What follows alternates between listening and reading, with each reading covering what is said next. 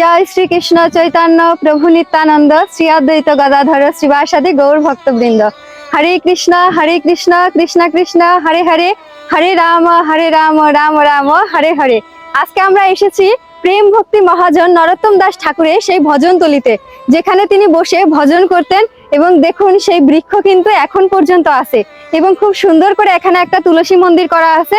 তো এখানে যারা আসে তারা প্রকৃতপক্ষে এই তুলসী মন্দির পরিক্রমা দেন এবং এই ভজনতলি যে বট বৃক্ষ আছে সেই বৃক্ষ পরিক্রমা দেন। তো আপনারা যারা অবশ্যই খেতুরি ধামে আসবেন তারা এই ভজনতলিতে আসবেন এবং যে এখানকার যে ধুলা মাটি অর্থাৎ এই জায়গার যে মাটি, এখানেও কিন্তু গৌরাঙ্গ মহাপ্রভু এবং গৌরনীতায়ের প্রেম, তারপরে নরোত্তম দাস ঠাকুরের প্রেম সবকিছু বিলিয়ে দিয়ে গেছে।